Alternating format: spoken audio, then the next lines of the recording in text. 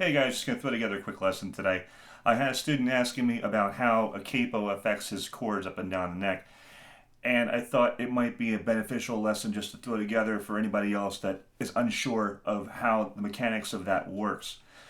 Essentially, by using a capo, it's like having an extra finger. When you move it around, it doesn't really do a whole lot other than give you those notes accessible at that fret when you need them. If you're playing and there goes my capo. If you're playing open chords, it's incredibly useful because it gives you those open strings at whatever fret that you might need. But if you're playing bar chords, it doesn't affect anything at all. By the time you get to, if I can find my capo again, if you're playing bar chords or power chords or anything that does not use open strings, even scales, whatever, it doesn't affect anything. Everything you know about the neck still applies. Your notes are still in the same place. Your A is still in the fifth fret. Your B is still in the fifth and seventh fret. Doesn't matter where the capo is. The actual notes don't change. The only reason why you can transpose the keys because we're transposing those open notes. For example, if I took an open E chord, position, it's an E chord, obviously. If we take a capo and slap it on the fretboard, we can play an E chord here. We now change the key to F sharp. How did that happen? Well, we took these notes that were originally playing open and we moved them up to the second fret. So the open note was an E. That was our E root originally. On the second fret, that note is an F sharp. We play that same E chord here. Everything's been moved up now. Notice your E chord is no longer on E, B, E, and G sharp here. It's actually now on, we have open F sharp, we have a C sharp, another F sharp, and A sharp here. So we got, that's now an F sharp chord.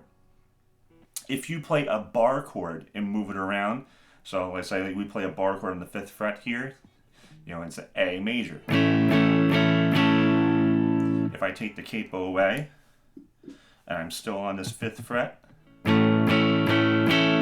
does not affect that chord. It's still an A major. The reason why the capo is useful is because we can play those open chords and not have to bar them. That being said, you can play almost anything without a capo, with maybe the exception of some crazy drone thing when you have an open drone and you're playing up here.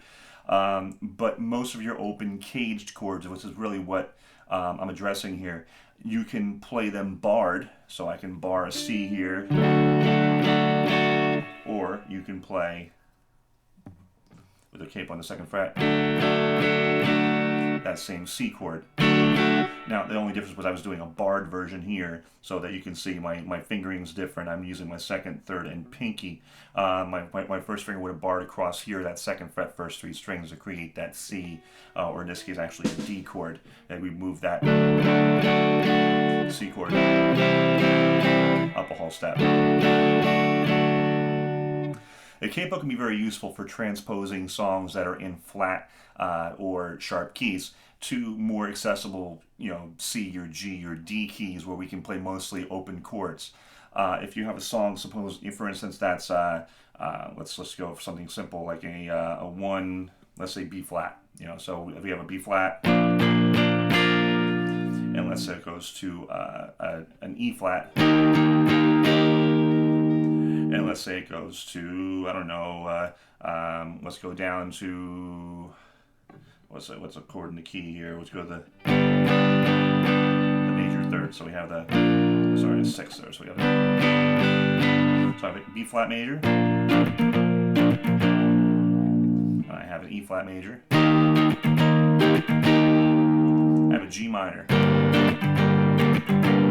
And let's just go back to the E flat major. And back to the B flat. Now, how would I play that with a capo? Notice I was doing all bar chords a second ago. In order to make this easier to play, let's say we're not very comfortable with our bar chords just yet, we can put our capo on the third fret. Why did they use the third fret? Because if I play a G chord here, my root note is on that B flat.